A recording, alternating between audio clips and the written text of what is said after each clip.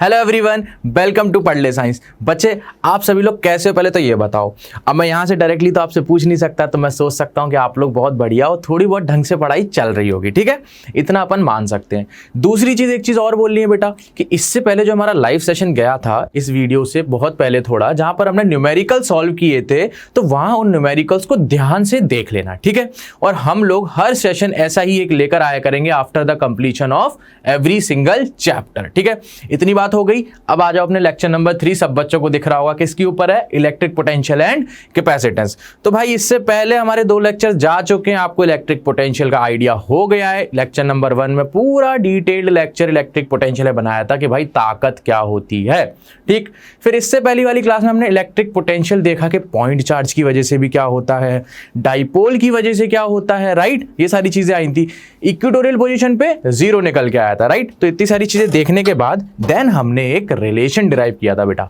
Relation में क्या derive किया था, d v equals to integration E vector dot d r vector, क्योंकि वहां पोटेंशियल और इलेक्ट्रिक फील्ड का रिलेशन था। अब इसकी मदद से आज जो हम करने वाले हैं वो हम देख लेते हैं, ठीक। आज देखो मैंने ये रिलेशन जो लिख रखा है बोर्ड पर, relation between electric field and electric potential, इस पे थोड़े बहुत क्वेश्चंस करेंगे आज, है ना। नॉर्मल के किस टाइप से क्वेश्चंस आ सकते हैं, और प्लस इसका रिलेशन होता क्या है बेटा, integration d v is equals to minus of integration E vector dot d r vector, ठीक है। अब ये वेक्टर्स जो लगे हुए ना, क्योंकि एक इलेक्ट्रिक फील्ड भी वेक्टर क्वांटिटी है एंड डिस्प्लेसमेंट भी वेक्टर क्वांटिटी है, ये सब बच्चों को पता है ना। अब इसमें 2 कंडीशंस होती थी, वो हम अभी रिवाइज कर लेंगे, राइट। फिर इतनी चीज देखने के बाद फिर इलेक्ट्रिक पोटेंशियल निकालेंगे अपन ड्यू टू यूनिफॉर्मली चार्ज्ड। 2 चीजें, यूनिफॉर्मली चार्ज्ड स्फीयर की वजह से हम निकालेंगे, वो भी 2, कौन कौन से, हॉलो एंड सॉलिड। हॉलो में भी 2 केस है, conducting and non conducting sphere, and solid में भी 2 केस है, कंडक्टिंग एंड नॉन कंडक्टिंग। लेकिन अगर आपको याद हो, जैसे हमने इलेक्ट्रिक फील्ड निकाला था, वैसे यहाँ पर भी हॉलो स्फीयर में कंडक्टिंग और नॉन कंडक्टिंग एंड सॉलिड का कंडक्टिंग सारे एक कंडीशन होती थी, क्योंकि वहां पे सरफेस पे चार्ज आ जाता था, राइट। तो हम सारी चीजों को अब कंटिन्यू करने वाले हैं। एंड उससे पहले थोड़ा सा मेरे को ध्यान दिला दो बेटा, मेरे को लगता है आप लोग थोड़ा भूलने गए हो। किसी पॉइंट चार्ज की वजह से, किसी पॉइंट चार्ज की वजह से बेटा, पॉइंट चार्ज की वजह से इलेक्ट्रिक फील्ड क्या निकल के आती थी, इलेक्ट्रिक फील्ड, और आगे क्या बोलते थे, इंटेंसिटी। आपको लग रहा होगा सर ये बता चुके हो, फिर बता रहे हो, क्योंकि जरूरी है, थोड़ा रिलेट करना सीखो। रिलेट करना सीखोगे तभी चीजों को आगे तक याद रख पाओगे बेटा। पॉइंट चार्ज मतलब एक चार्ज प्लस क्यू है मेरे पास, यहां से किसी डिस्टेंस आर पर मुझे क्या चाहिए, किसी पॉइंट पी पर इलेक्ट्रिक फील्ड इंटेंसिटी चाहिए। तो यहां पर अगर पॉजिटिव चार्ज है तो away from the charge electric field मेरी आएगी, और इसकी वैल्यू क्या होती थी बेटा, वैल्यू होती थी बच्चों E equals to K Q upon are square. बोलो इतनी चीज पता है, सबको पता होगी। एंड दूसरी चीज, ना मैं यहां वेक्टर बना रहा हूं, ना मैं कुछ चीजों की बात कर रहा हूं। डायरेक्शन एंड मैग्नीट्यूड क्या हुआ, कुछ भी हो हम बाद में निकाल लेंगे जैसा हमसे पूछा जाएगा। अभी हम सिंपल एक तरीके से इसको याद रख रहे हैं कि के क्यू अपॉन आर स्क्वायर होता था। बच्चों अगर यहीं पे मैं अगर इलेक्ट्रिक पोटेंशियल की बात करूं, यहीं पे अगर मैं इलेक्ट्रिक पोटेंशियल की बात करूं कि इलेक्ट्रिक पोटेंशियल क्या होगा मेरा, आप समझ गए। पोटेंशियल का मतलब ताकत की बात कर रहा हूं बेटा, ताकत की, एक चार्ज की ताकत कहां पर, एक पॉइंट पी पर एक चार्ज की ताकत कितनी होगी, तो वो भी हमने निकाल रखा है लास्ट लेक्चर में। कितना आता था बेटा, वो आता था V से जिससे डिनोट करते हैं, वो आता था के क्यू। के क्यू, ये चार्ज बदल दो यार, क्योंकि आप लोग बोलोगे वहां प्लस क्यू है स्मॉल वाला, तो प्लस क्यू कर दो, ठीक है। ये लो, यहां पर भी क्या बोलोगे, के क्यू अपॉन आर। तो इन 2 चीजों को कभी मत भूलना बेटा। किसी पॉइंट चार्ज की वजह से electric field k Q upon are square, और electric potential K Q upon are, एक आर कम हो जाता है, राइट। ये चीज सबको पता थी, बहुत बढ़िया। एंड हमने इन दोनों में एक रिलेशन भी देखा था। क्या देखा था, रिलेशन। रिलेशन में क्या देखा था, relation between electric field and electric potential. Electric potential, अच्छा चलो, इलेक्ट्रिक पोटेंशियल हम कैसे निकालना सीखे थे बच्चों, कैसे निकाले थे, हम वर्क डन देखते थे कि उस किसी चार्ज की वजह से जो इलेक्ट्रिक फील्ड होती थी उसके अपोजिट में हमें वर्क डन करना पड़ता था उसको डिस्प्लेस करने के लिए। तो वहां से कैसे निकालते थे, हम ऐसे ही तो करते थे कि पोटेंशियल कहां से कहां तक, potential final minus initial, final minus initial मतलब इनफाइनाइट से आ रहे हैं हम किसी पॉइंट P तक, तो potential at P minus potential at infinite is equals to work done by external force. कैसा? External force, work done by external force बेटा। एक्सटर्नल फोर्स कहां से कहां तक के लिए वर्क डन करते थे? इनफाइनाइट से चल के आते थे अपन लोग P पॉइंट के लिए। समझ आया? ऐसे ही निकालते थे, होल अपॉन जो टेस्ट चार्ज को लेके आ रहे हैं उससे डिवाइड कर देते थे, या किसी भी एक चार्ज को लेके आ रहे हैं उससे डिवाइड कर देते थे, तो यहां से आपका इलेक्ट्रिक पोटेंशियल निकल के आ जाता था बेटा। समझ आया? बहुत बढ़िया। फिर हमने क्या किया, एक रिलेशन भी ड्राइव कर लिया, और रिलेशन में क्या निकला कि dv का integration equals to minus integration E vector dot dr vector. What is dr vector? dr is displacement vector. फिर इसमें भी हमने दो कंडीशन देखी थी बेटा। क्या? कि अगर सर ये यूनिफॉर्म इलेक्ट्रिक फील्ड है, अगर यूनिफॉर्म इलेक्ट्रिक फील्ड, अगर यूनिफॉर्म ई की बात हो रही है, दैट मींस ई मेरा क्या होगा? कांस्टेंट। इतनी तो सबको बात समझ आती है, कांस्टेंट होगा सर। सर मान ली आपके पास कांस्टेंट होगी तो इस रिलेशन को आप डायरेक्टली लिख सकते हो, क्योंकि अगर ई कांस्टेंट है तो डायरेक्टली ई बाहर आ जाएगा इंटीग्रेशन से, एंड डायरेक्टली डिस्प्लेसमेंट वेक्टर लिख सकते हो। तो इसको क्या लिख सकते हो आप चेंज करके? Delta v is equals to minus E vector dot r vector. E vector और डिस्प्लेसमेंट वेक्टर का डायरेक्टली आपको क्या करना है बेटा? Dot product. बहुत बढ़िया। एंड बच्चों अगर इसी का एक पार्ट और ले लूं, जिसमें अगर देखो इसके आगे अब आ गया हो इधर, अगर नॉन यूनिफॉर्म इलेक्ट्रिक फील्ड अगर मेरे पास, ठीक है, नॉन यूनिफॉर्म इलेक्ट्रिक फील्ड की अगर मैं बात करता हूं, मेरा कहने का मतलब क्या है सर? आपका कहने का मतलब है कि इलेक्ट्रिक फील्ड जो है वो क्या हो जाए मेरी? वेरिएबल। वेरिएबल फॉर एग्जांपल किसी भी एक वैल्यू पर डिपेंड करने लगे, like E vector is equals to E naught x square, x के अराउंड वेरी कर रही है, मतलब डिस्टेंस के साथ साथ उसकी वैल्यू चेंज हो रही है। तब आप वहां क्या करोगे? सर वहां कुछ नहीं करेंगे, जो आपने बताया था वही करेंगे, इंटीग्रेशन यूज करेंगे, और हम दिमाग ज्यादा नहीं लगाएंगे। तो मैंने आपसे बोला दिमाग लगाने को मत लगाओ। समझ आया? बहुत बढ़िया। इतनी चीज क्लियर हो गई अब आपको? ठीक है बेटा, इतनी चीज क्लियर हुई तो ये थोड़ा सा आपका रिवीजन हो गया। अब इस पे क्वेश्चंस कैसे बनते हैं वो हमारा देखना बहुत जरूरी है, कि इस पे क्वेश्चंस आ जाते हैं सीधे सीधे, लेकिन बच्चे क्वेश्चन को गलत करके आते हैं। ऐसा क्या है सर? ठीक है, देख लेते हैं। तो पहला तो मैं क्वेश्चन ये बोलूंगा, अगर मेरी दो चीजों पे क्वेश्चंस डिपेंड होंगे, या तो इलेक्ट्रिक फील्ड कांस्टेंट होगी या वेरिएबल होगी, ठीक है, और क्या क्या आ सकता है? या तो पोटेंशियल दिया होगा तो इलेक्ट्रिक फील्ड पूछ लेगा, या इलेक्ट्रिक फील्ड दिया होगा तो पोटेंशियल पूछ लेगा। अपन दोनों देख लेते हैं। पहले अपन देखते हैं, जब इलेक्ट्रिक फील्ड अगर मेरी कांस्टेंट है, उस टाइम पे न्यूमेरिकल्स कैसे कर सकते हैं, है ना? तो मान लो हमें इलेक्ट्रिक फील्ड हमें दिया है आई कैप, जे कैप और के कैप में, राइट? हमें एक वेक्टर क्वांटिटी दी है, ठीक है। तो मान लो गिवन है, हमें गिवन है, कुछ भी वैल्यू ले लो, कोई दिक्कत नहीं है। लाइक इलेक्ट्रिक फील्ड वेक्टर हमें गिवन है 2i कैप माइनस जे कैप प्लस 3k कैप, ठीक है। मैंने कुछ भी अपने मन से मान लिया, ठीक है। और हमसे पूछा कहाँ गया है? हमसे पूछा कहाँ गया है बेटा?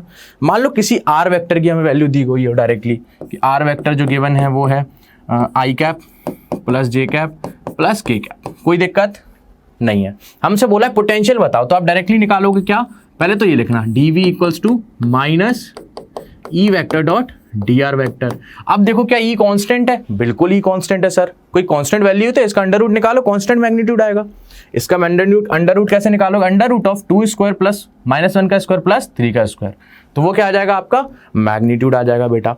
तो यहां से आप डायरेक्टली क्या लगा सकते हो? Delta we change in potential that is minus of E vector dot r vector. अब आपको क्या करना है? केवल डॉट प्रोडक्ट करना है ई और आर का, और इनका डॉट प्रोडक्ट कैसे आएगा बेटा? आपको पता ही है, आई का आई से होता है, जे का जे से और के का के से। तो ई डॉट आर जब करोगे, यहां से देखो ई डॉट आर निकालो, ई वेक्टर डॉट आर वेक्टर, क्या निकल के आएगा? 2 -1 प्लस 3, ठीक है। तो कितना आ गया? 5 - 1 4 आ जाएगा। तो यहां पर क्या लिख दोगे? 4, और ऑलरेडी एक माइनस का था, तो पोटेंशियल डिफरेंस जो आ रहा है -4 आ रहा है। बोलो समझ आया? अच्छा, इसकी डायरेक्शन क्या होगी पोटेंशियल की, कोई बताएगा? अरे बेटा स्केलर क्वांटिटी है, स्केलर क्वांटिटी है। इलेक्ट्रिक पोटेंशियल स्केलर क्वांटिटी है, उसकी कोई भी डायरेक्शन नहीं होती है बेटा, नहीं होती है। और यहां से अगर आपको इसकी वो चाहिए यूनिट, तो आप देखना कैसे निकालूंगा मैं यूनिट। बच्चों फोर्स होता है क्यूई, तो यहां से फोर्स की unit Newton upon charge coulomb, ये हो गई मेरी इलेक्ट्रिक फील्ड की यूनिट। बोलो ये चीज समझ आई? बहुत बढ़िया। अब सुनना, इलेक्ट्रिक फील्ड की मुझे पता है, ये देखो dV इक्वल्स टू EDR, तो क्या यहां से पोटेंशियल की मेरे को यूनिट मिल जाएगी? पोटेंशियल की यूनिट होगी, यहां पर लिख देते हैं अच्छे से, किसी को दिक्कत ना हो समझने में, इसलिए लिख देते हैं। यहां पर होगा यूनिट ऑफ पोटेंशियल। कौन सा पोटेंशियल? Electric potential. ठीक है, इलेक्ट्रिक पोटेंशियल। इसकी यूनिट क्या हो जाएगी? इसकी यूनिट हो जाएगी मेरी, क्या कर दूंगा, E dot d are, N into DR, मतलब डिस्प्लेसमेंट, मीटर अपॉन कूलम।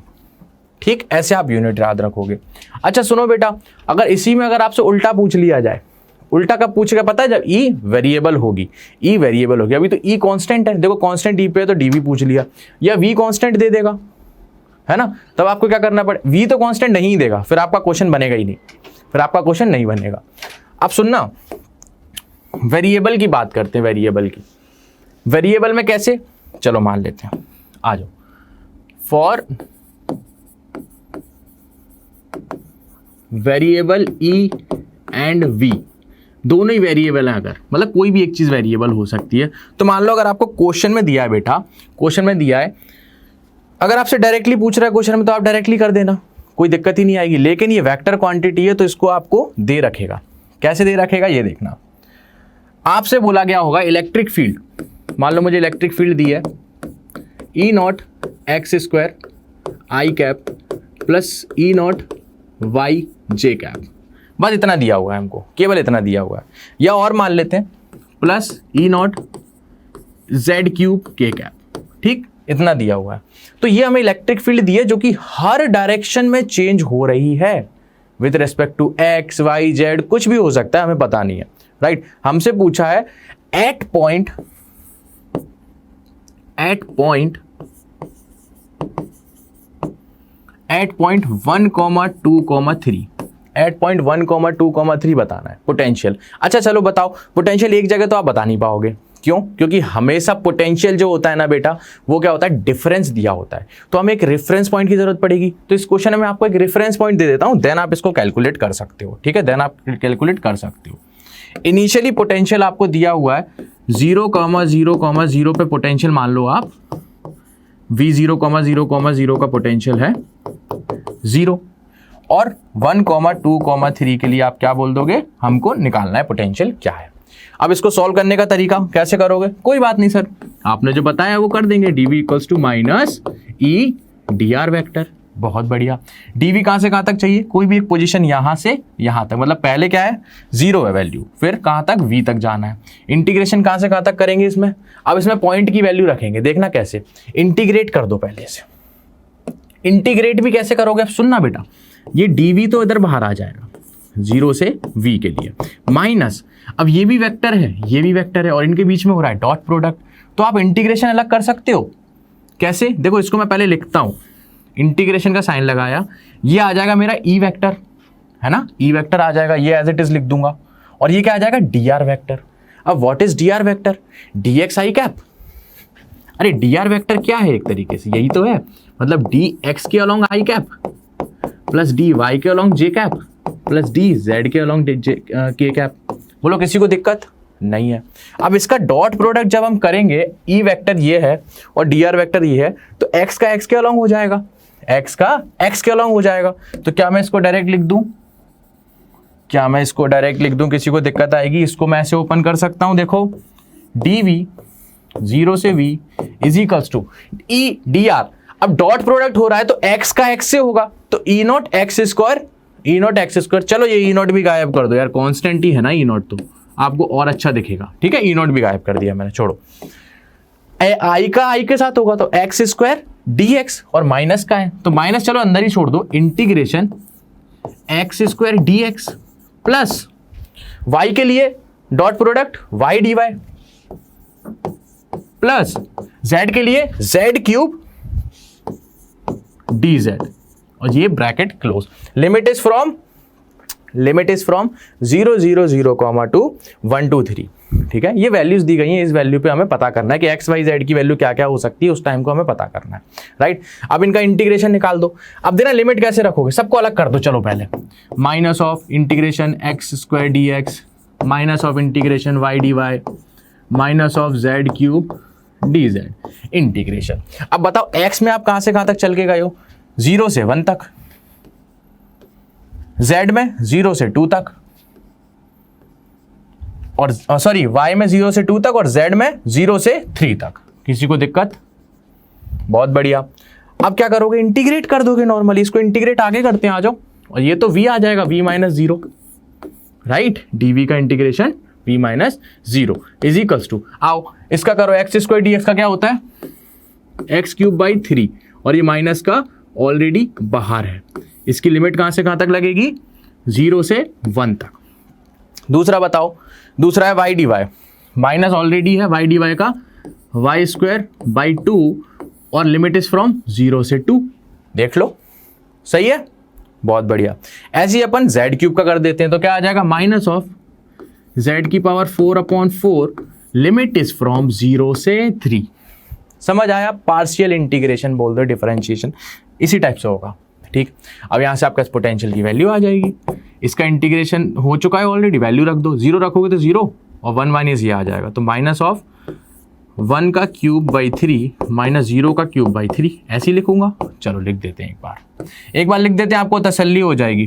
2 का स्क्वायर अपॉन 2 माइनस 0 का स्क्वायर अपॉन 2 माइनस ऑफ 3 की पावर 4/4 माइनस 0 की पावर 4/4।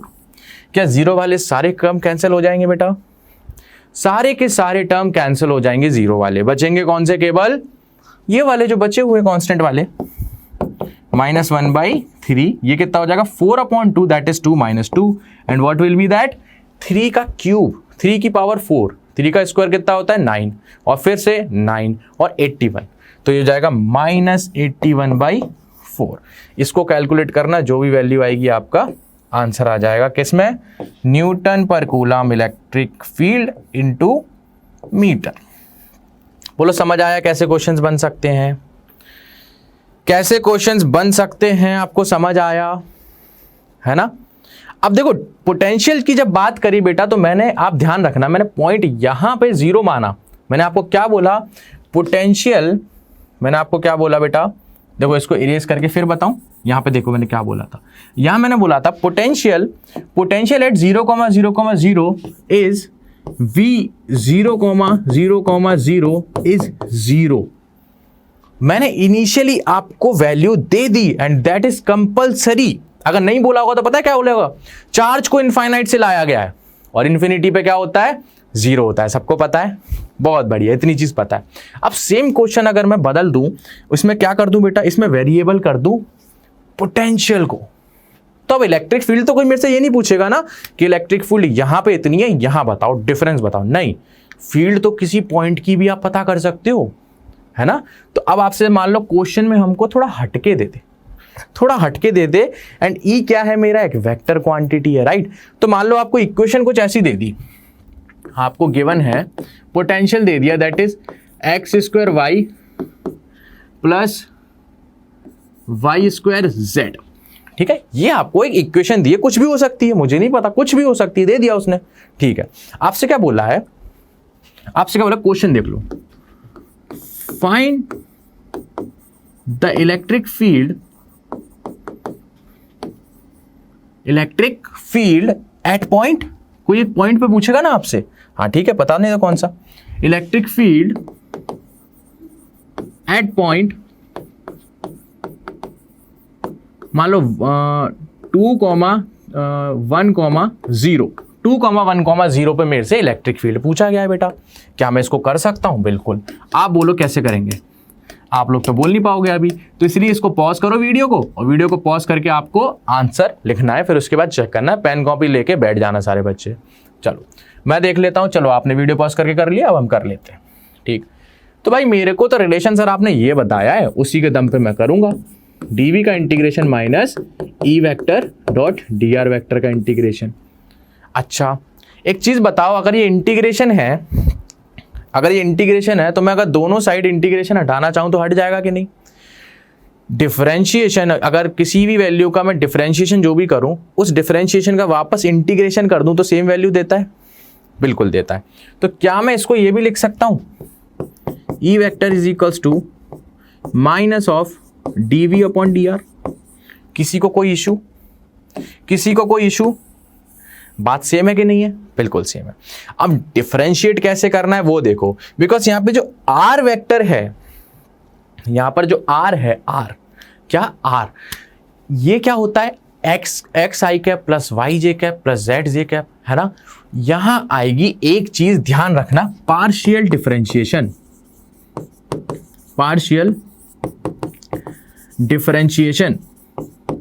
और इस चीज को भूलना मत, पार्शियल डिफरेंशिएशन यहां पे आने वाला है। अब पार्शियल डिफरेंशिएशन आप करोगे कैसे? यहां पर अब इलेक्ट्रिक फील्ड निकालने के लिए अब आप क्या करोगे पता है? इसको एक पार्ट में तोड़ोगे,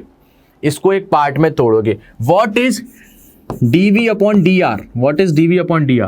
dv upon dr is differentiation of potential with respect to x, या पार्शियल डिफरेंशिएशन बोलते हैं। चलो पार्शियल डिफरेंशिएशन का साइन भी थोड़ा सा अजीब सा होता है, ठीक है?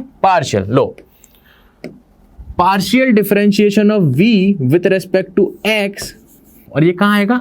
i कैप के along, plus partial differentiation of v with respect to y और y के अलोंग, है ना? y की रेस्पेक्ट में पार्शियल डिफरेंशिएशन और यूनिट वेक्टर भी y का लगाया, क्योंकि y डायरेक्शन में इलेक्ट्रिक फील्ड बताएगी ना ये चीज। बहुत बढ़िया।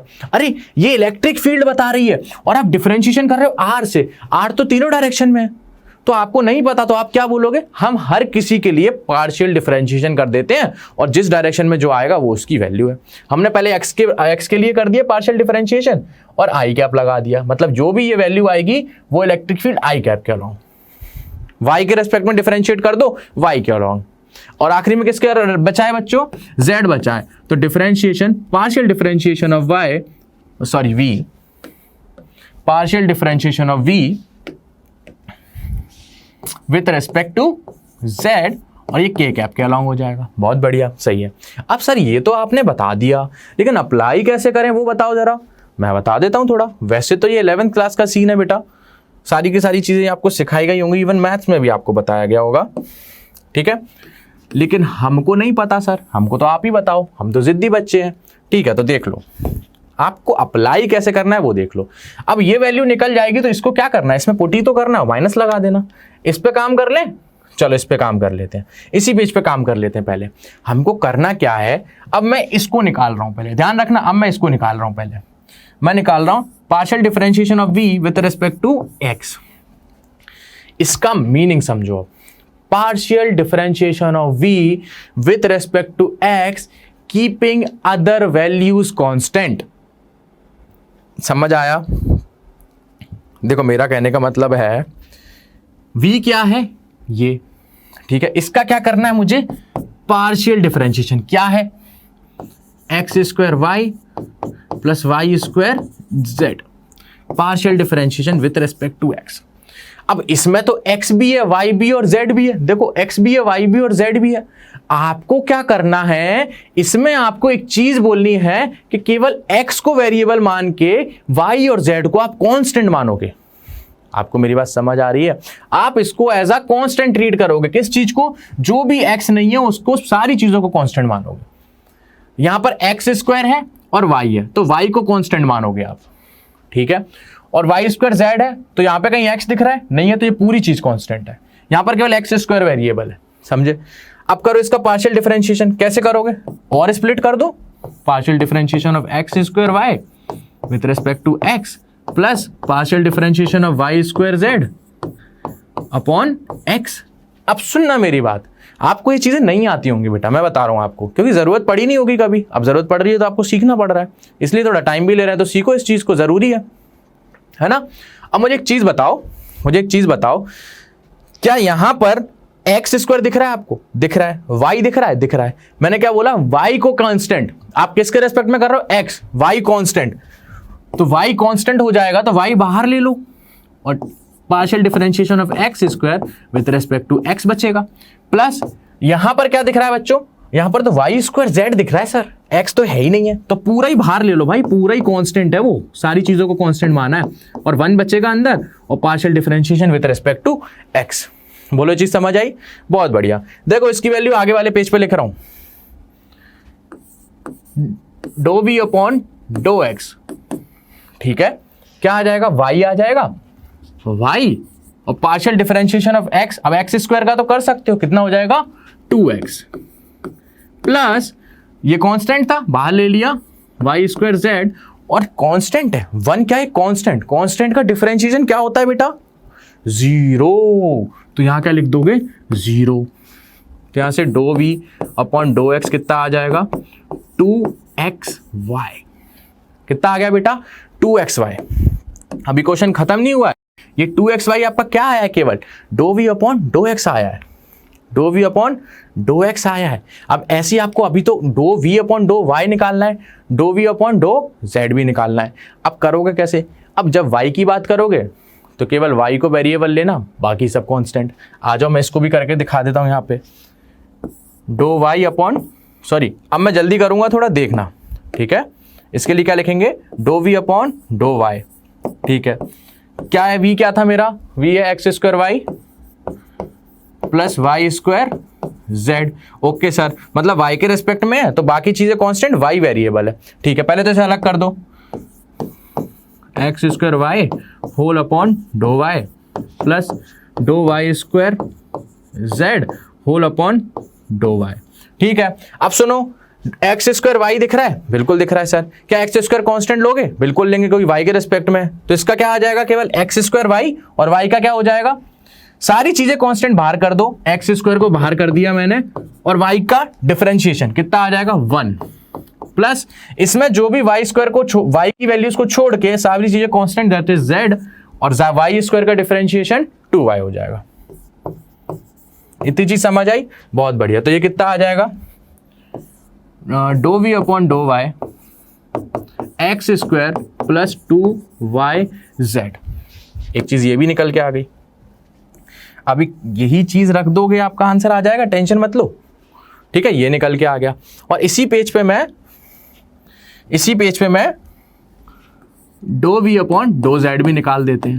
तो क्या है, x square y plus y square z को जेड के रेस्पेक्ट में करना है, कीपिंग एवरीथिंग कांस्टेंट। अच्छा ये चीज बताओ, इसको जब अलग करूंगा तो एक तो इसका करना है, एक इसका करना है, ये चीज में कोई वाई आ रहा है, सॉरी जेड आ रहा है, नहीं, बाकी चीज कांस्टेंट, और फिर उसके बाद क्या बचेगा 1, तो यहां से 0 आ जाएगा, प्लस इसका क्या आएगा वाई स्क्वायर और जेड का डिफरेंशिएशन 1, तो यहां से do we over do z जो निकल के आएगा वो आएगा केवल वाई स्क्वायर, ठीक है, केवल वाई स्क्वायर निकल के आएगा।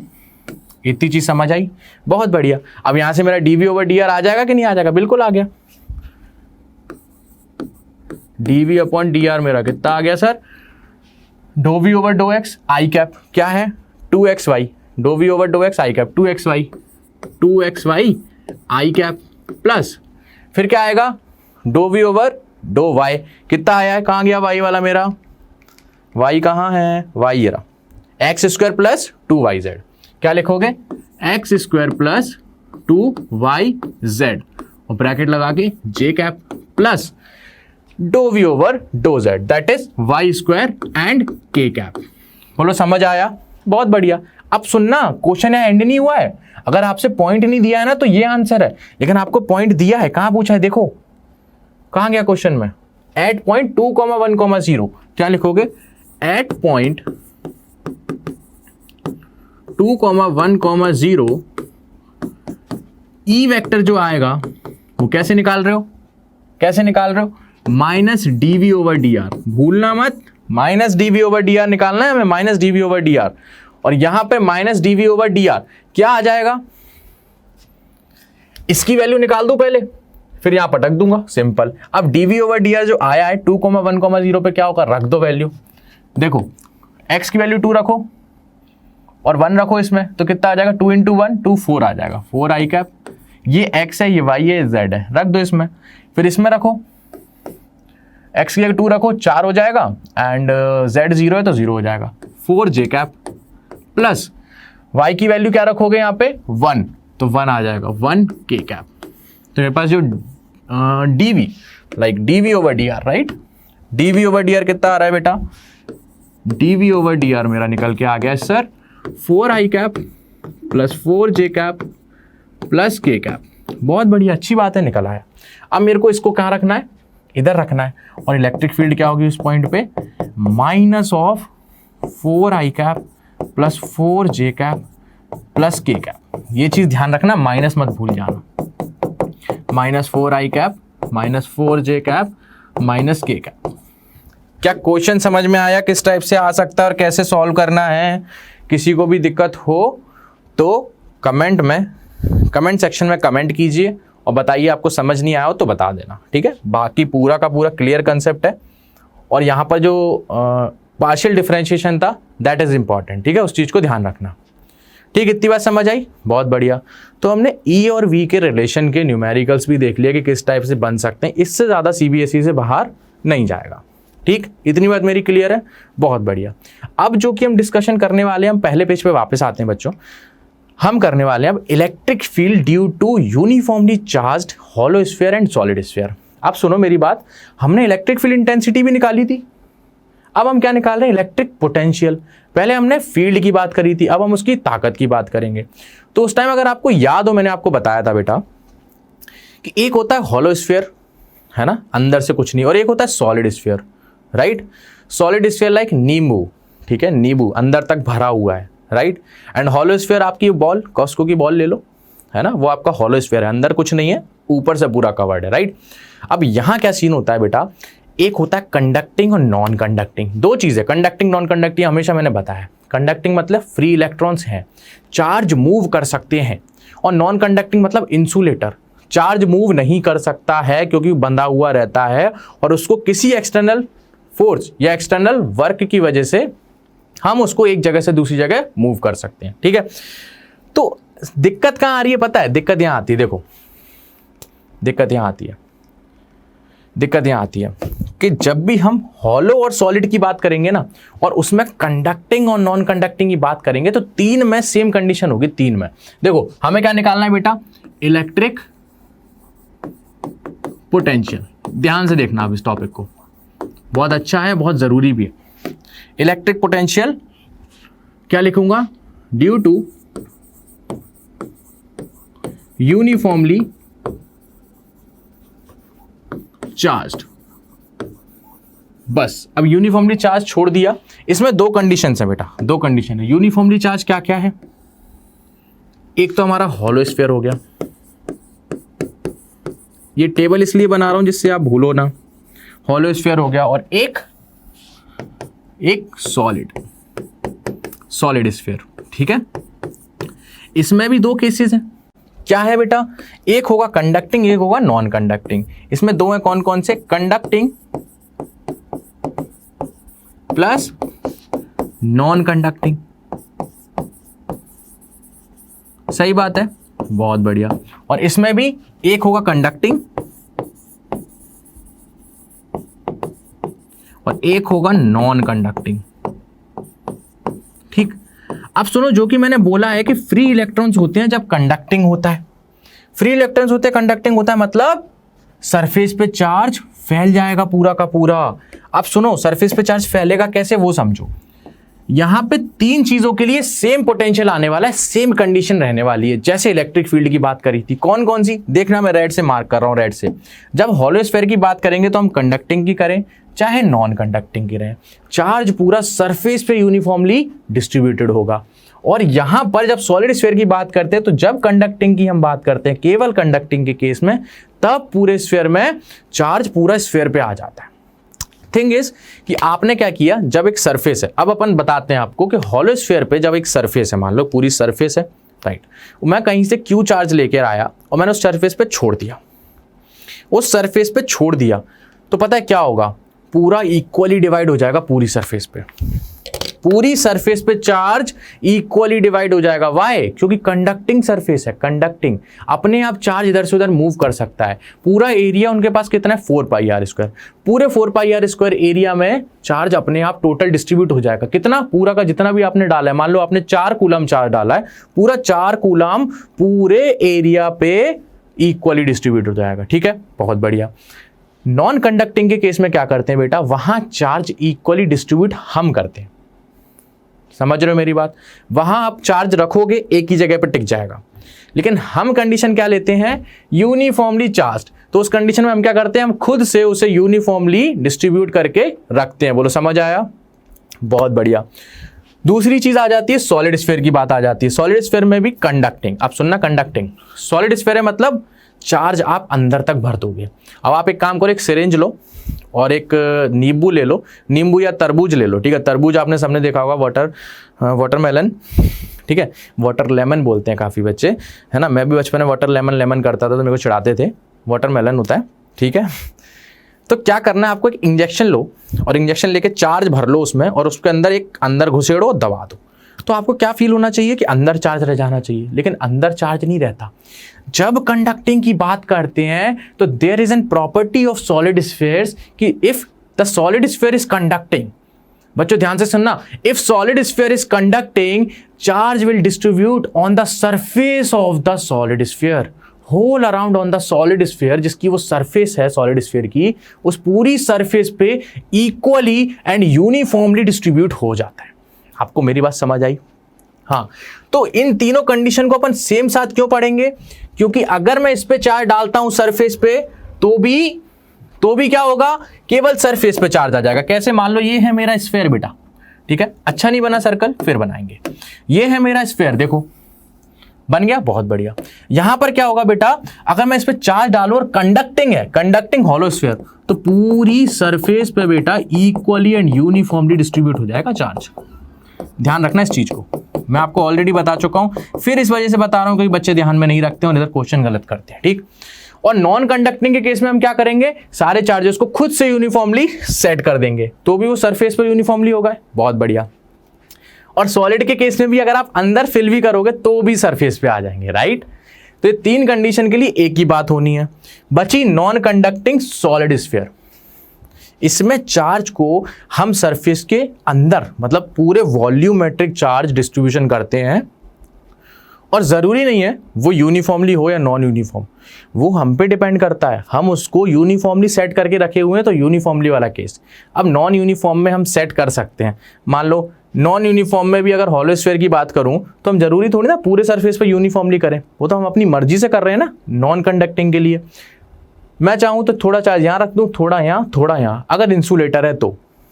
लेकिन क्वेश्चन हो जाएगा कॉम्प्लिकेटेड, सॉल्व करना हो जाएगा मुश्किल, और हमें मुश्किल काम करने की आदत कहाँ है? मुश्किल काम करना होता तो हम कुछ और नहीं पढ़ते, फिजिक्स क्यों पढ़ते? अच्छा फिजिक्स मुश्किल है, ठीक है, कोई ना, लगता है फिजिक्स ही मुश्किल लगती है। ठीक है, तो अब अपन आ जाते हैं इलेक्ट्रिक पोटेंशियल निकालने का तरीका। ठीक है, दो कंडीशंस देखेंगे, एक तो हॉलो स्फीयर और सॉलिड स्फीयर, बता देता हूं मैं, अभी बता देते हैं, लेकिन मुझे एक चीज बता दो, अपन वहां से आगे बढ़ जाते हैं। ठीक है, अगर मैं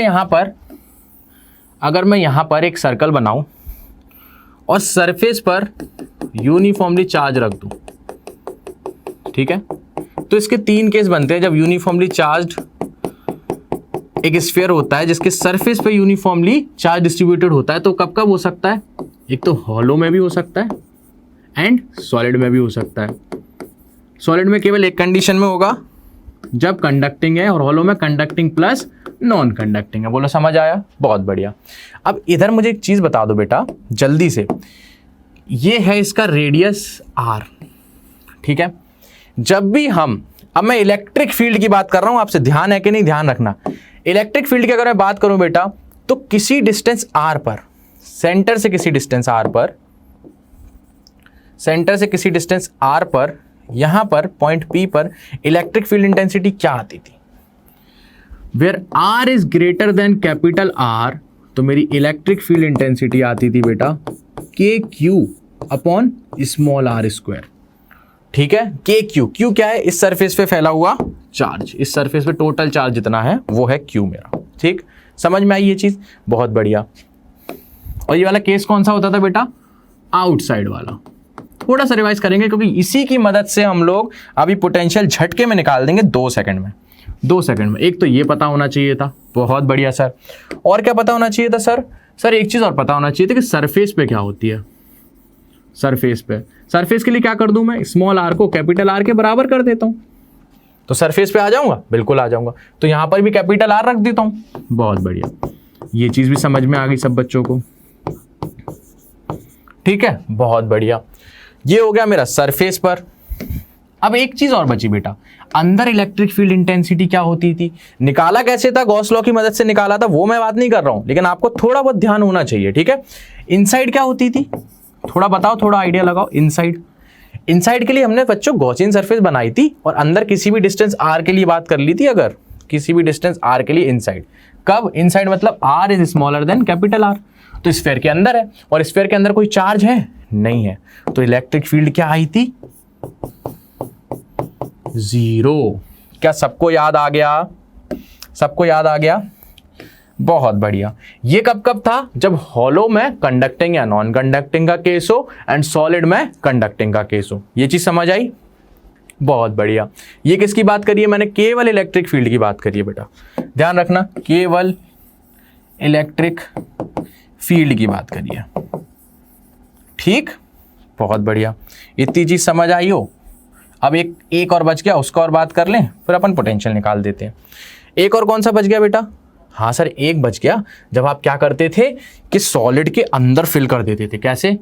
ये रहा मेरा एक स्फीयर और इसके अंदर फिल करना है। थोड़ा छोटा बना दूं, भरने में टाइम लग जाएगा। ठीक है, ये ले लो। ठीक है, इसके अंदर मैं चार्ज डिस्ट्रीब्यूट कर दूं ऐसे। अब क्यों? क्योंकि ये है नॉन कंडक्टिंग। नॉन कंडक्टिंग पे सरफेस पे तो आएगा नहीं, जहां भी आप चार्ज छोड़ोगे वहां रह जाएगा। और मैंने चार्ज कहीं भी छोड़ने की जगह क्या किया? यूनिफॉर्मली पूरे स्फीयर पे इक्वली डिवाइड कर दिया। मैंने वो काम मैंने कर दिया जिससे सबको क्या दिखे? यूनिफॉर्म डिस्ट्रीब्यूशन है। बोलो, ये चीज समझ आई? क्वेश्चन में आपको देगा भी, टेंशन मत लो। क्वेश्चन में अगर आपको बोल दिया कंडक्टिंग है तो भाई सारे केस भूल जाना, सीधे सरफेस पे लेके आ जाना उसको। बोलना भाई तू कंडक्टिंग बोल कैसे दिया, अब तो मैं सरफेस पे लाऊंगा बस। ठीक है, लेकिन एक बार लैंग्वेज पढ़ लेना क्वेश्चन की। कभी कभी कंडक्टिंग बोल के फिर आगे नॉन कंडक्टिंग या इंसुलेटर बोलता है, फिर गड़बड़ाते हैं बेटा, और फिर नंबर कटते हैं, और नंबर कटते हैं फिर अपन रोते हैं। फिर फिजिक्स को अपन दोष देते हैं कि फिजिक्स की वजह से नंबर कट गए, और जबकि नंबर किसकी? खुद की गलती की वजह से कटे। समझ आया? ठीक है, ये मैंने क्या किया है? एक सॉलिड स्फीयर बनाया बेटा। क्या बनाया है सर? बनाया आपने सॉलिड स्फीयर की बात करी है। और सॉलिड स्फीयर में कौन सा केस बचा? अब कौन सा बचा? अरे ये तो हो ही गए, हॉलो का दोनों होगा, सॉलिड का एक बचा है नॉन कंडक्टिंग। तो यहाँ कौन सा बचा है बेटा? केवल नॉन कंडक्टिंग। बहुत बढ़िया। इसके लिए भी अगर आपको याद हो, थोड़ा सा याद हो, तो ये इसका सेंटर, यहां से रेडियस कैपिटल आर, और हमें क्या चाहिए होता था? किसी डिस्टेंस आर पर सेंटर से इलेक्ट्रिक फील्ड इंटेंसिटी। तो यहां भी कंडीशंस बनती हैं बेटा। यहां भी अगर मैं आउटसाइड की बात करूं, अगर याद हो आपको आउटसाइड की, जैसे small r is greater than capital R, तो इलेक्ट्रिक फील्ड इंटेंसिटी तब भी सेम रहती थी बेटा, k Q upon small are square. क्या सबको याद है ये चीज? क्या सबको ये चीज याद है? अगर याद है तो बेस्ट है, और नहीं है तो रटो भाई। क्योंकि रटना मैं बोलता तो मैं ये हूं कि फिजिक्स में कोई चीज़ रटनी नहीं होती, बट थिंग इज कि अगर हम प्रैक्टिस करते रहेंगे तो ये चीज़ याद रहेगी, ये चीज़ वैल्यूज याद रहेंगी तो हमें फायदा होगा न्यूमेरिकल्स पे। अदरवाइज डेरिवेशन तो आपको खुद करना पड़ेगा, और डेरिवेशन में भी फायदा जब होता है जब आपको रिजल्ट याद होता है। तो एक बार को आप दिमाग लगा सकते हो डायरेक्टली कि ये रिजल्ट कैसे आया होगा, ऐसे आया होगा, राइट? ध्यान रखो। तो आउटसाइड की मैंने कंडीशन आपको बता दी, ये रही मेरी आउटसाइड की कंडीशन। ठीक है, अच्छा सर आउटसाइड आपने बता दिया तो सरफेस पे भी बता दो। ठीक है, मैं सरफेस पे भी बता देता हूं। सरफेस मतलब स्मॉल आर इस कैपिटल आर के बराबर है, तो क्या हो जाएगा? केवल कैपिटल आर, स्मॉल आर की जगह मुझे कैपिटल आर रखना है। समझ आया? इसमें किसी को कोई दिक्कत नहीं होनी चाहिए, नहीं होनी चाहिए। ठीक है, समझ आ गई ये चीज? बहुत बढ़िया। यहां से थोड़ा ये येलो वाला हटा दूं, बहुत बढ़िया। ठीक है, सुन लिया, ये बात भी हो गई। अब एक कंडीशन बची है सर जो कि बहुत इंपॉर्टेंट है, और उसी की वजह से ये अलग से मैंने नॉन कंडक्टिंग आपको बताया है। वो क्या दिक्कत है? वो है जब आप अंदर होते हो, जब आप सॉलिड स्फीयर के अंदर होते हो, that is r is smaller than capital R, तो इलेक्ट्रिक फील्ड जो निकल के आती है बेटा अब आएगी k q small r whole upon capital R cube. This is most important, this is most important. इसको मारो 3 स्टार, अरे मारो भाई 3 स्टार मारो इसको, बहुत इंपॉर्टेंट है, बहुत इंपॉर्टेंट है। समझ आया? ये डिफरेंस था। तो अगर आप एक चीज देखो, चाहे सॉलिड स्फीयर हो चाहे हॉलो स्फीयर हो, आउटसाइड में k Q upon r square, k Q upon r square, surface पे के क्यू अपन आर स्क्वायर और के क्यू अपन आर स्क्वायर। तो भाई एक चीज आपको ध्यान है, चाहे सॉलिड स्फीयर हो, कंडक्टिंग हो या नॉन कंडक्टिंग हो, चाहे हॉलो की जगह सॉलिड हो या हॉलो हो, कुछ भी हो, बाहर electric field k Q upon small are square, surface पर k Q upon capital R square. और अगर सॉलिड स्फीयर है, नॉन कंडक्टिंग है, अंदर चार्ज है, तो क्या हो जाएगा, बस k q small r whole upon r cube. चीज समझ आ गई? अंदर जीरो नहीं होगी क्योंकि अंदर इस बार भी चार्ज है। अगर ये चीजें आपको पता है तो बहुत मजा आने वाला है। ये पूरी सरफेस पे क्यू चार्ज फैला हुआ था। ठीक है, इतनी चीज समझ में आई। चलो अब आते हैं पोटेंशियल की बात करते हैं। ठीक है, पोटेंशियल की बात करते हैं। एंड अब क्या बोलूंगा मैं, टॉपिक डालता हूं आपके लिए पहले। Electric potential, electric potential due to uniformly charged, uniformly charged conditions. Uniformly charge condition में अब मैं यहां पर सब कुछ लिख रहा हूं, देखना। यूनिफॉर्मली चार्ज क्या, पहला हॉलो, क्या चीज, कंडक्टिंग और नॉन कंडक्टिंग। समझ आया? कंडक्टिंग हो चाहे नॉन कंडक्टिंग हो, हॉलो स्फीयर में दोनों के लिए हम लोग इलेक्ट्रिक पोटेंशियल निकालने वाले हैं। ऐसा ही रिजल्ट आएगा सेम जैसा अभी इसके लिए निकल के आया है। समझ आ रहा है? केवल हल्की फुल्की वैल्यूज में अंतर आने वाला है। ठीक है, बताएंगे। Electric potential due to uniformly charged hollow sphere, hollow sphere, लेकिन कौन सा, कंडक्टिंग या नॉन कंडक्टिंग, कुछ भी हो सकता है। और दूसरा पॉइंट, सॉलिड स्फीयर बेटा, सॉलिड स्फीयर में कौन सा बचेगा, सॉलिड स्फीयर में बचेगा केवल कंडक्टिंग की बात हो रही, क्योंकि सरफेस पे चार्ज आ जाएगा। समझ आया? बहुत बढ़िया।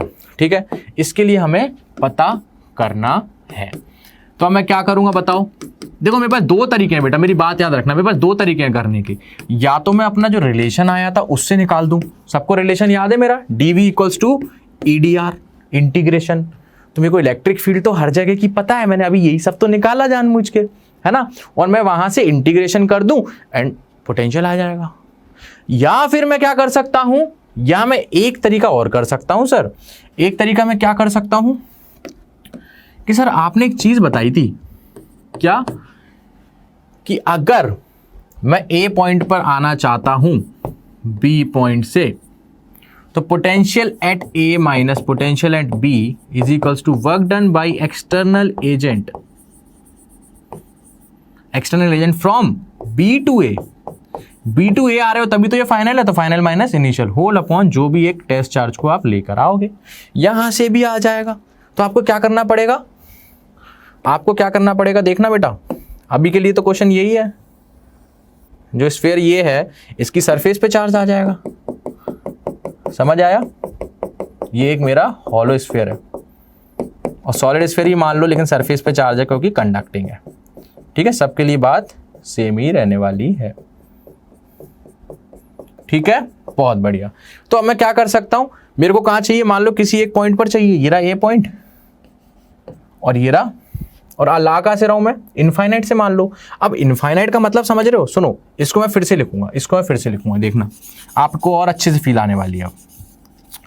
जो बच्चे कमेंट में बोलते हैं बहुत बढ़िया फील आ रही है सर, आप अच्छा पढ़ा रहे हो, so thank you so much उन बच्चों को। मेरा केवल एक एम है, केवल एक एम है यार, 2 एम है शायद एक तो नहीं है, 2 एम ऐसे हो जाएंगे। एक तो मेरा खुद की नॉलेज को और ज़्यादा बढ़ाना है, जितनी भी मेरी नॉलेज है इन चीज़ों को लेकर उसको और बढ़ाना है, प्लस जितनी मेरे पे नॉलेज बढ़ रही है वो सब आपको बांट देना है। ये 2 तरीके हैं बस मेरे, और ये 2 ही चीज़ें मैं फॉलो करता हूँ। फिर मेरा तरीका जो भी हो पढ़ाने का, ठीक, मुझे पता है ना इन क्वेश्चंस में आपको आगे दिक्कत आनी है, इसलिए मैं आपको पहले ही बता दिया इन चीज़ों को अलग अलग से। अब आपको क्या करना है, इनके स्क्रीनशॉट्स लो, इनके स्क्रीनशॉट्स लो, ऐसे मैंने बताया इसका लो, फिर इसमें देखना हॉलो कंडक्टिंग के लिए पूरी एक चीज़ में लिख दिया, फिर इसके लिए भी लिख दिया है ना, ये क्या है इलेक्ट्रिक फील्ड की बात करिए, फिर यहाँ पे कंडक्टिंग सॉलिड, सब आपको प्रॉपर वे में बहुत तरीके से मिलने वाला है। ठीक है, चलो, तो हमसे क्या बोला गया है, आप इनफाइनाइट से चल के आ रहे हो, आप इन्फिनिटी से चल के आ रहे हो ए पॉइंट पे, ए पॉइंट से किसी चार्ज को, एक टेस्ट चार्ज को, आपको एक टेस्ट चार्ज को, क्यू नॉट चार्ज को यहां से चल के ए पॉइंट पर लाना है। बच्चों मुझे एक चीज बताओ, क्या मैंने आपको इन्फिनिटी का मीनिंग बताया? यस सर बताया। क्या होता था सर? इन्फिनिटी होता था किसी भी इंसान की फील्ड कहां पर एंड हो रही है। फॉर एन एग्जाम्पल, कि अगर मैं लोकल गुंडा हूं, ठीक है, लोकल गुंडा हूं मतलब अपने गली मोहल्ले का गुंडा हूं, एंड एक है डॉन, ठीक है, पूरे लाइक मान लो अगर जैसे मिर्ज़ापुर वाली स्टोरी ले लो यार, ठीक है, मिर्ज़ापुर का अलग डॉन है ना, तो उसकी पावर कहाँ तक है, उसकी फील्ड कहाँ तक है? उसकी फील्ड है मिर्ज़ापुर के एंड तक, ठीक है, मिर्ज़ापुर जहाँ तक एंड होता है वहाँ तक उसकी ताकत है। तो उस इंसान के लिए, कालीन भैया के लिए जो इन्फिनिटी होगा उसके लिए वो होगा मिर्ज़ापुर का एंड पॉइंट, वो बॉर्डर, वहां उसके लिए वो इनफाइनाइट को टेंड कर जाएगा, क्योंकि उसके बाद उसके पास कोई भी इलेक्ट्रिक फील्ड नहीं बचेगी, कोई भी उसके पास ताकत नहीं बचेगी। समझ आया? कोई सोर्स नहीं बचेगा कि कोई उसको फोर्स भी लगा दे। समझ रहे हो? सेम। और मान लो अगर मैं लोकल गुंडा हूं, यहीं आसपास का कोई गली मोहल्ले का, मान लो छोटी मोटी स्ट्रीट फाइटर टाइप, मान लो नॉर्मल गुंडा टाइप, रोड छाप गुंडे होते हैं, मैं हूं नहीं वैसे, लेकिन बोल सकते हैं समझाने के लिए। तो यार मेरी कितनी पहुंच होगी आप बताओ? मैं गली मोहल्ले में लड़ाई करने वाला इंसान, ज़्यादा से ज़्यादा कितना, 4 गली, 5 गली, अरे 1 कॉलोनी, 2 कॉलोनी, 2 सोसाइटी, इससे ज़्यादा क्या कर सकता हूँ? मान लो अगर मेरी पहुंच 2 सोसाइटी तक है, मेरी फील्ड, मेरी ताकत की फील्ड 2 सोसाइटी तक है, तो पता है मेरे लिए मेरा इनफाइनाइट वो दूसरी सोसाइटी तक ही एंड हो जाएगा। That is a meaning of infinite in this electrostatics chapter. ध्यान आ रहा है?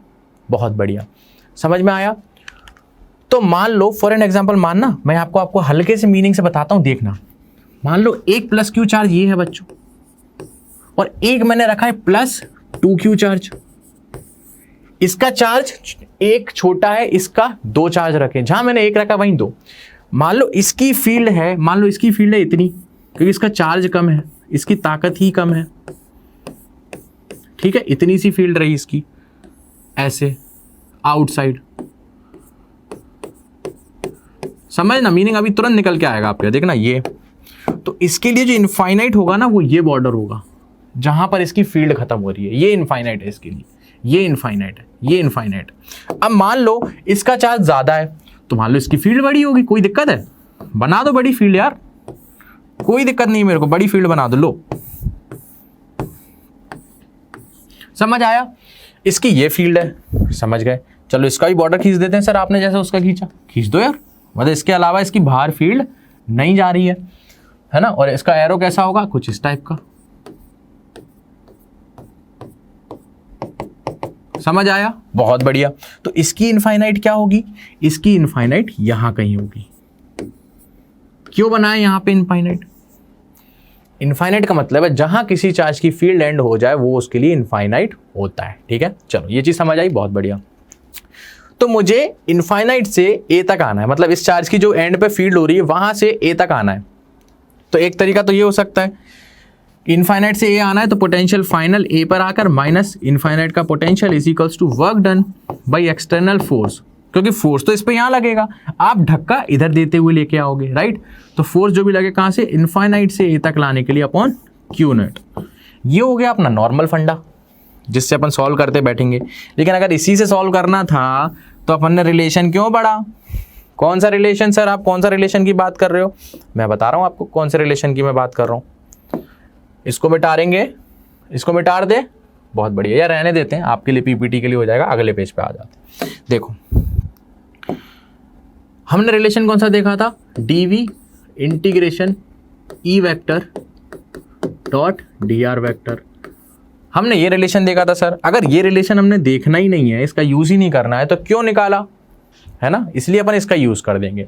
इलेक्ट्रिक फील्ड आपको इन दोनों की पता है, हॉलो कंडक्टिंग और नॉन कंडक्टिंग, सॉलिड कंडक्टिंग पता है, मना मत करना। देखो आपके सामने इसी वजह से लिखा है, देख लो, कंडक्टिंग, नॉन कंडक्टिंग, हॉलो, हर जगह की मुझे इलेक्ट्रिक फील्ड पता है। अब मुझे करना क्या है, सिंपल इंटीग्रेशन ही तो करना है, तो मैं निकाल दूं, तुरंत निकाल देते हैं, आ जाओ। ठीक है, तो ये किसका कंटिन्यू चल रहा है, इसका कंटिन्यू चल रहा है, राइट। ये वाला पेज छोड़ के ये आपको इनफाइनाइट के लिए टेंड बताया, ये आ गया कंटिन्यू। ठीक है, ठीक है, चलो इसके आगे बताते हैं। अब क्या लिखूंगा पहले, फॉर आउटसाइड। अब पहले आउटसाइड की बात कर लेते हैं, और किसकी बात चल रही है आउटसाइड में, कंडक्टिंग और नॉन कंडक्टिंग, ऐसे चलेंगे। ये कंडक्टिंग नॉन कंडक्टिंग हॉलो है, स्फीयर के सरफेस पे चार्ज होता है, तो पहले आउटसाइड देखेंगे, फिर सरफेस, फिर इनसाइड। ठीक है, आ जाओ। फॉर आउटसाइड की अगर मैं बात करूं बेटा, आउटसाइड का मतलब r is greater than capital R. बहुत बढ़िया।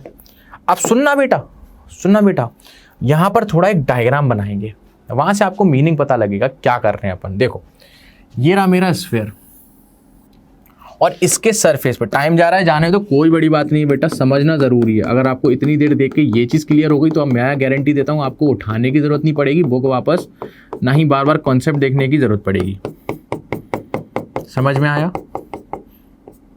ठीक, चलो इसका सेंटर कहाँ है, इसका सेंटर ये रहा, और यहां से डिस्टेंस ये रही कैपिटल आर, इसकी रेडियस। हमें क्या चाहिए, हमें पोटेंशियल चाहिए सर किसी डिस्टेंस आर पर, ये रहा पॉइंट पी पर। बहुत बढ़िया।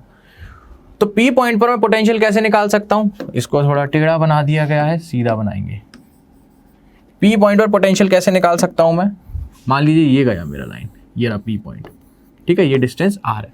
पी पॉइंट पर पोटेंशियल कैसे निकाल सकता हूं, ऐसे तो निकाल सकता हूं। मान लीजिए एक टेस्ट चार्ज को इनफाइनाइट से लेकर आ जाओ, टेस्ट चार्ज को इनफाइनाइट से लेकर आ जाओ। मैं ऐसा क्यों बोल रहा हूं, देखो अगर मैं इसमें ये फॉर्मूला लगाऊंगा, dv is equals to minus E vector dot d r vector, तो यहां पर चाहिए आपको पोटेंशियल, और पोटेंशियल क्या चाहिए, डिफरेंस। मतलब आपको इनिशियल पोटेंशियल पता होना चाहिए जहां से आप स्टार्ट कर रहे हो।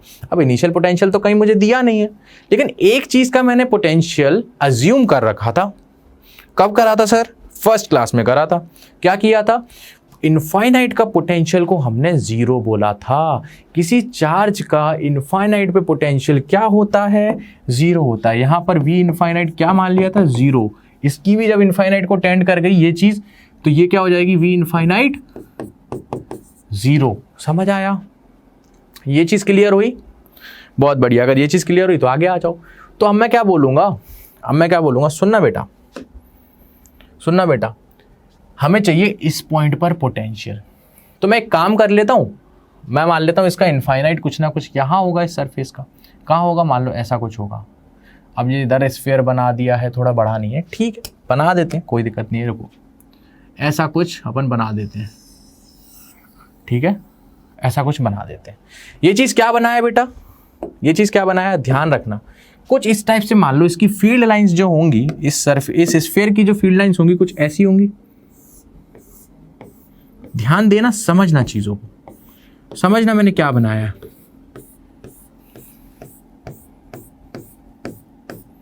ध्यान देना, अभी आप लोग कंफ्यूज मत हो जाना, ध्यान देना मैंने क्या बनाया। ये बनाया बेटा डायरेक्शन ऑफ इलेक्ट्रिक लाइंस। देखो अब मैं डायरेक्शन शो करूंगा, कुछ इस टाइप से हो रही होंगी, सही है, बहुत बढ़िया सर, है ना, हर जगह ऐसे ही हो रहा होगा, बहुत बढ़िया।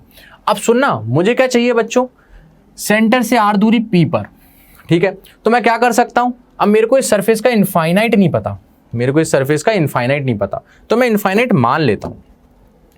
इनफाइनाइट का मान लेता हूं, थोड़ा एक्सटेंड करके आगे, थोड़ा एक्सटेंड करके आगे, थोड़ा एक्सटेंड करके आगे। क्यों एक्सटेंड करूंगा, क्योंकि मान लो इसकी फील्ड कुछ इधर इधर तक जा रही होगी, मान लो, है ना, मान लो इधर तक जा रही है। ये ऊपर की तरफ बन गया डायग्राम, थोड़ा सा वेट कर लो बेटा, थोड़ा सा इसको अपन बना देते हैं, 2 सेकंड का वेट करो। सर के लिए वेट नहीं कर सकते आप लोग, हाँ फास्ट फॉरवर्ड कर दो, आगे कर दो, चलो वीडियो को थोड़ा, जब तक मैं मिटा रहा हूँ, क्योंकि यूट्यूब इज़ फॉर यू। आपको पता है कितनी स्पीड में आगे निकालना है, कितने पे नहीं, राइट। चलो तो सुनना बेटा, ये रहा मेरा स्फीयर, ठीक है, इसके ऊपर चार्ज फैला हुआ था, इसके ऊपर चार्ज फैला हुआ है, ठीक है।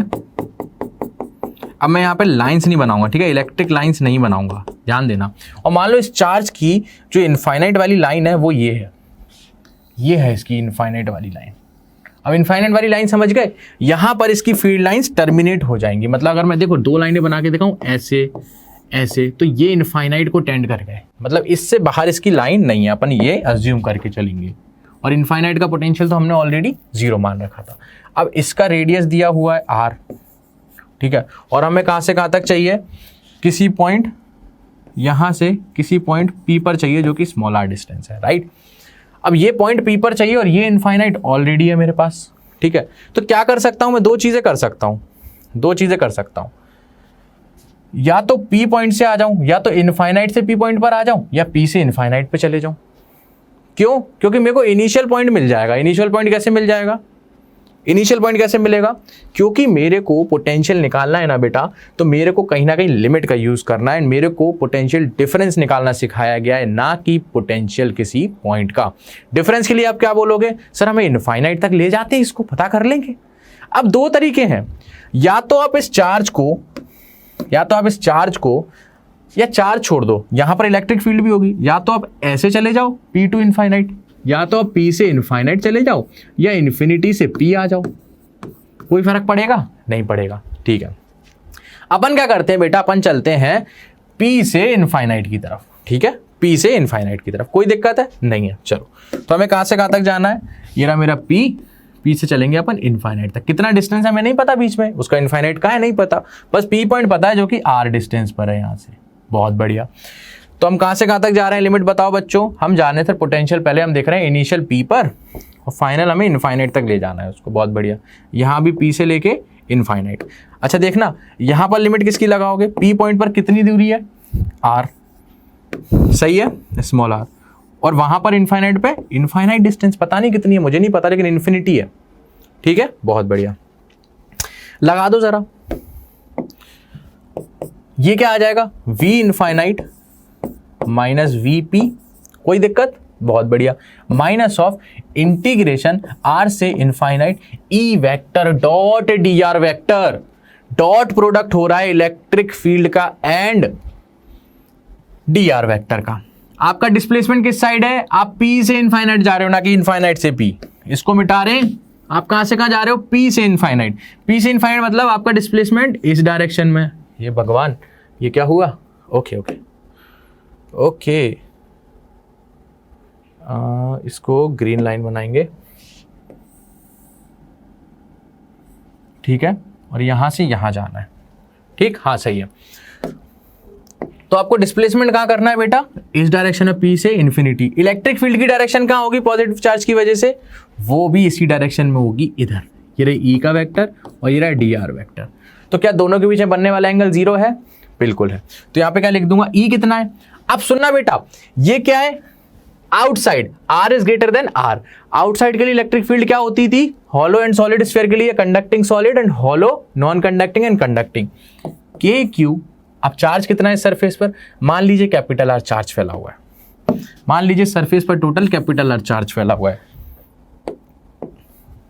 K Q upon small r square और dr एंड cos 0 डिग्री। समझ आया? आगे चलते हैं। तो v infinite minus V P is equals to minus of K Q upon r square dr cos 0 1 हो जाएगा। इंटीग्रेशन लिमिट इज फ्रॉम, कहां से कहां तक हम चले हैं, r से इनफाइनाइट तक। कोई दिक्कत नहीं होनी चाहिए। इनफाइनाइट का पोटेंशियल 0 माइनस वी पी, अब b का आ जाएगा, बहुत बढ़िया, क्योंकि पोटेंशियल इनफाइनाइट का 0 है, इसी वजह से हम इनफाइनाइट तक ले जा रहे हैं चार्ज को, ठीक है। Minus of K Q common ले लो, r स्क्वायर अपॉन dr का इंटीग्रेशन माइनस 1/r, और ये कितना बचेगा, लिमिट इज फ्रॉम r से लेके इनफाइनाइट तक। बहुत बढ़िया। अच्छा एक चीज पता है, अगर लिमिट को उल्टा कर दोगे तो नेगेटिव साइन खत्म हो जाता है।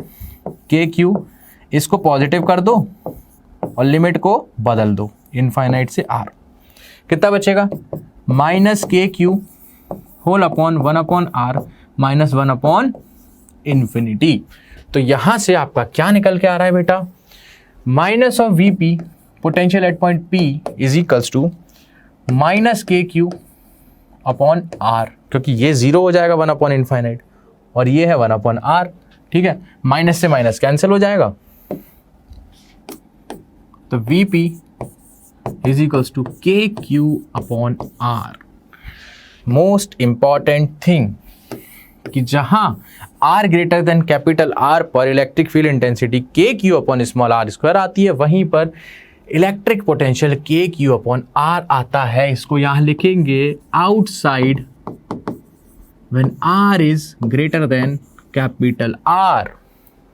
बोलो ये चीज समझ आई?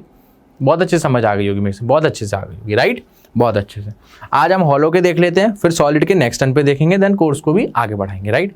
चलो, ये तो इनसाइड की बात हो गई। अब सेम बच्चों आउटसाइड के लिए निकाल दो। चलो पहले सरफेस पे देख लो, सरफेस पे देख लो।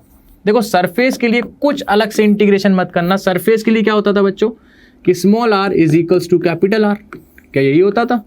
बिल्कुल। उसके लिए इंटीग्रेशन की जरूरत पड़ेगी आपको।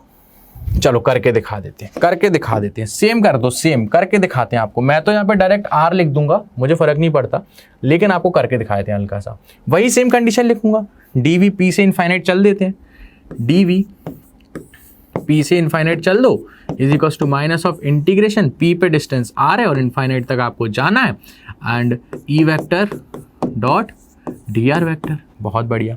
तो यहाँ से क्या आ जाएगा, v infinite minus V P is equals to minus of electric field intensity R equals to R पर सरफेस पर क्या होती थी, K Q upon capital R square और डी आर वेक्टर। बोलो समझ आया? D r vector. और यहां से क्या लगेगी, अब लिमिट भी तो बची है बेटा, स्मॉल आर से कैपिटल आर। ये चीज 0 होती थी, ये माइनस वीपी हो जाएगा इज इक्वल्स टू माइनस के क्यू अपॉन आर स्क्वायर। पूरा भार ले लो, क्योंकि आर स्क्वायर भी अब कांस्टेंट है, क्योंकि radius of the sphere is constant. Integration R का इंटीग्रेशन क्या हो जाएगा, small R, limit is from capital small R से कैपिटल आर। बोलो ये चीज समझ आई? बोलो इस चीज समझ आई? अच्छा ये कैसे हो गया integration?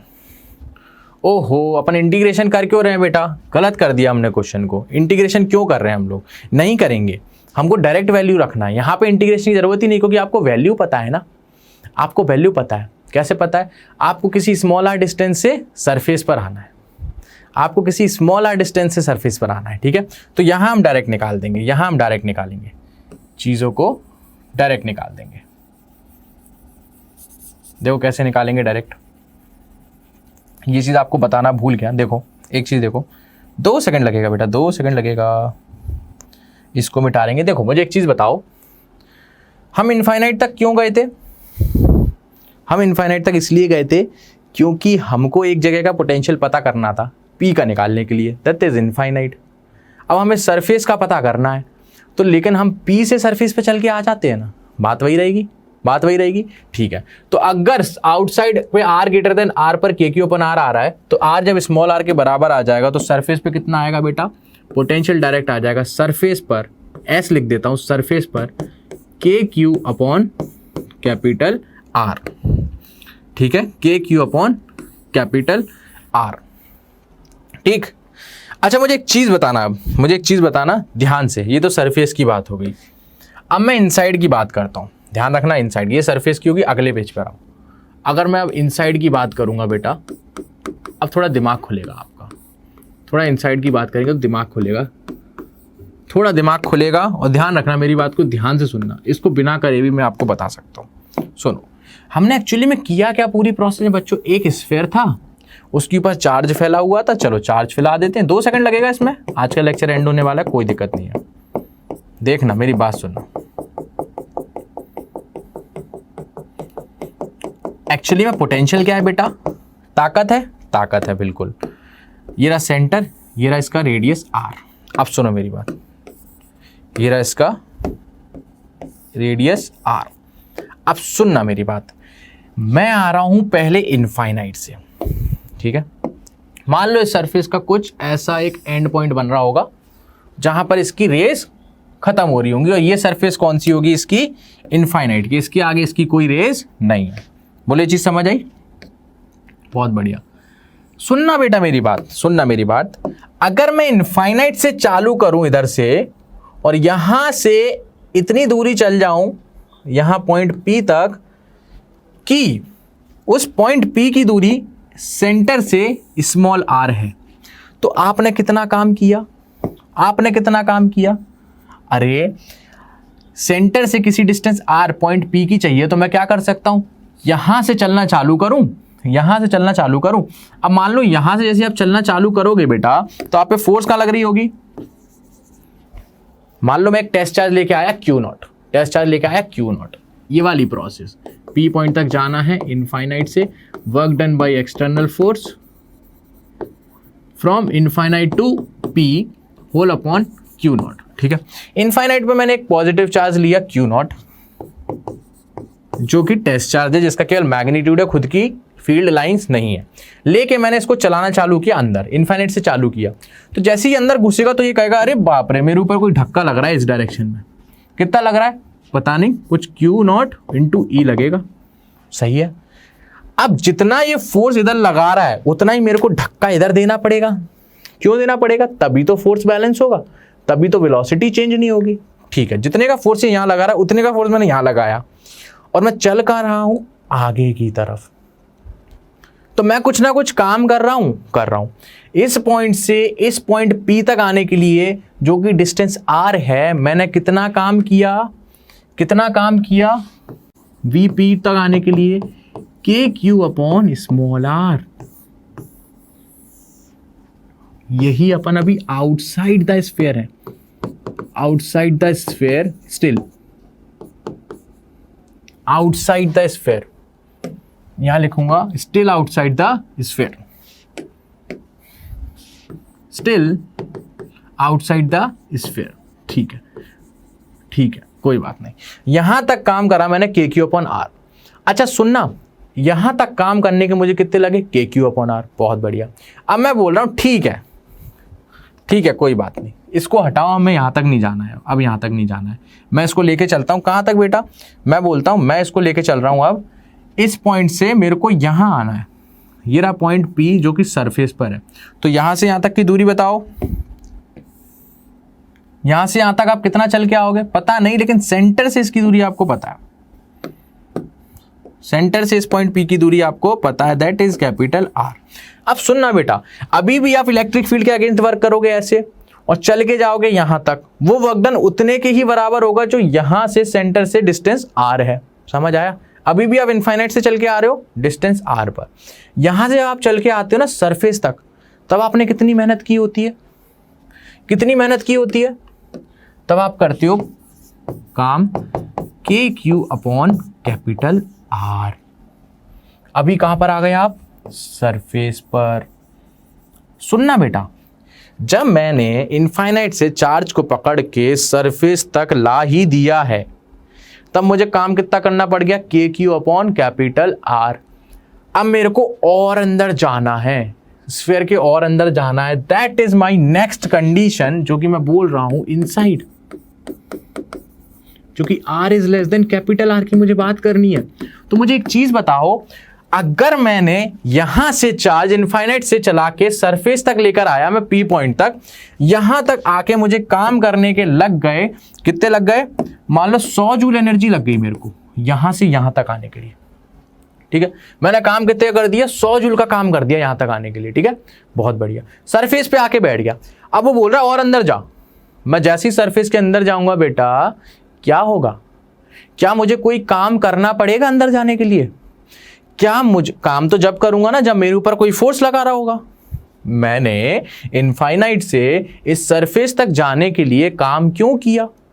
I worked because there is an force which is opposing my motion, right? There is an electric force because of this sphere. Because of this sphere, we are getting one electric field, and because of that electric field, I am getting one force, है ना? मुझे एक force feel हो रहा है, right? So to oppose that force, and I have to work in the opposite direction of the force. Force इधर है, मुझे इधर वर्क करना है, तो मुझे कुछ ना कुछ काम करना पड़ेगा, राइट? एंड मैं काम करते करते पॉइंट P तक पहुंच गया. After that point P, what you are doing? अब मेरे से बोल रहा है और अंदर जाओ. मैं कहूंगा चल दो अंदर. क्या अब मुझे अंदर जाके कोई चार्ज है अंदर? नहीं है। ये क्या है? Hollow sphere. चार्ज सरफेस पर है, आप सरफेस के अंदर घुस रहे हो, क्या अंदर कोई चार्ज है? नहीं है। अंदर कोई चार्ज नहीं है तो कोई फील्ड है? नहीं है। फील्ड नहीं है तो कोई आपको अपोज करेगा, फोर्स लगाएगा? नहीं है। तो क्या आपको अंदर कहीं भी घूमने में कोई दम लगानी पड़ेगी, कोई ताकत लगानी पड़ेगी? नहीं लगानी पड़ेगी। इसी वजह से जो सरफेस का होता है, जो सरफेस का पोटेंशियल होता है, वही इनसाइड का पोटेंशियल भी होता है ऑलवेज। अगर आपको इस चीज का फील आया हो तो बहुत बढ़िया बात है। आपको इस चीज का फील आया हो तो बहुत मजेदार बात है बेटा। मैंने आपको फील देके ये चीज बताई है।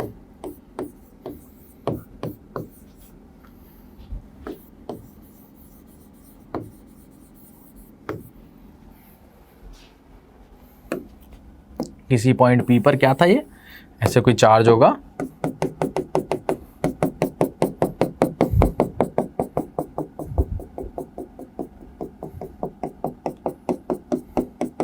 यहां से कोई सेंटर आर है, आपको कहाँ दिखाया गया है? पॉइंट पी पर, मतलब पॉइंट पी यहां है अंदर, दैट इज स्मॉल आर। ठीक है, तो भी potential K Q upon are होगा। ठीक है, तो हमेशा याद रखना, आपको चार्ज को इन्फिनिटी से लेके आना है। टेस्ट चार्ज को लेके चलो, कहीं तक भी आप चल के गए, मान लो स्फीयर से बाहर है किसी डिस्टेंस आर पे, के Q upon R small R. Surface तक पहुंच गए तो के क्यू अपन कैपिटल आर। और जब आप सरफेस तक पहुंच ही गए हो तो आपको अंदर जाने के लिए कोई काम नहीं करना पड़ेगा, क्योंकि चार्ज नहीं है अंदर। अंदर चार्ज नहीं है तो फील्ड नहीं है, कोई आपके मोशन को अपोज नहीं कर रहा है। बात खत्म। भाई एक चीज बताओ, मैं गेट को कब तक खोलूंगा, मैं गेट को कब तक धक्का दूंगा? मुझे ये बताओ। जब कोई मेरे दरवाजे को सामने से 4 लोग धक्का दे रहे हैं तब मैं धक्का दूंगा, उसको देते देते आगे बढ़ जाऊंगा। और एक चीज बताओ, एक बार जब धक्का दे लिया मैंने, उसके बाद मैंने क्या देखा कि अब कोई धक्का दे ही नहीं रहा है मेरे को। थोड़े टाइम बाद मुझे क्या देखा कि गेट पे कोई धक्का लगा ही नहीं रहा है। तो क्या मैं ऐसे धक्का लगाऊंगा? नहीं ना। मैं क्या करूँ, चल भाई मुझे कोई काम करने की जरूरत नहीं है, now gate is open, no one is there to oppose my motion, right? तो इतनी चीज समझ आई हो तो इस चीज को ध्यान रखेंगे बच्चे। इसको याद करने का तरीका, सॉलिड की कल बात कर दूंगा मैं। याद करने का तरीका, एक टेबल ऐसे बनाना इलेक्ट्रिक फील्ड की, और ये बनाना इलेक्ट्रिक पोटेंशियल की।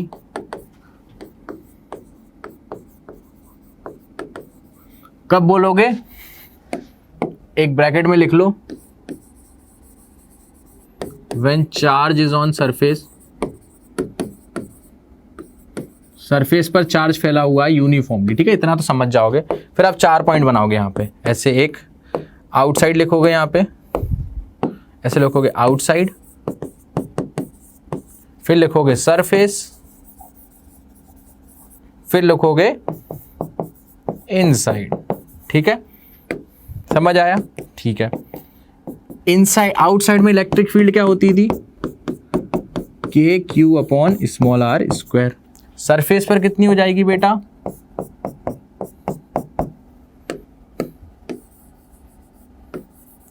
सरफेस पर कितनी हो जाएगी?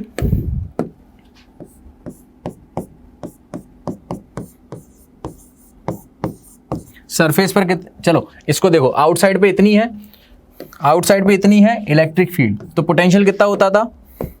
सर पोटेंशियल आता है आउटसाइड पे के क्यू अपॉन स्मॉल आर, एक कम आता है। ये वेक्टर क्वांटिटी, ये स्केलर क्वांटिटी। ठीक है, सरफेस पर कितनी होती है इलेक्ट्रिक फील्ड इंटेंसिटी? कुछ नहीं सर, स्मॉल आर की जगह कैपिटल आर कर दो बस, दोनों केस में। ठीक है, दोनों केस में केवल और केवल क्या बदलना है मुझे? स्मॉल आर को कैपिटल आर। बहुत बढ़िया। एंड आखिरी में इनसाइड की अगर मैं बात करूं तो इनसाइड में क्या लिखूंगा? इनसाइड में इलेक्ट्रिक फील्ड यहां 0 होती है, इसी वजह से ऐसे याद रखना जैसे मैं बता रहा हूं, अंदर जैसे जाते हैं तो इलेक्ट्रिक फील्ड 0 होती है, इलेक्ट्रिक फील्ड 0 होती है तो मुझे कोई काम करना नहीं होगा, तो जितनी मैंने सरफेस पे आने के लिए काम किया उतना ही मेरा बाद में भी काम रहेगा। क्या ये चार्ट याद रहेगा सबको? ये चार्ट याद रहेगा तो आज की क्लास को यहीं एंड करेंगे। नेक्स्ट क्लास में कंडक्टिंग स्फीयर का देखेंगे, फिर इक्विपोटेंशियल सरफेसेस पे हम आ जाएं। Conducting means non conducting solid sphere.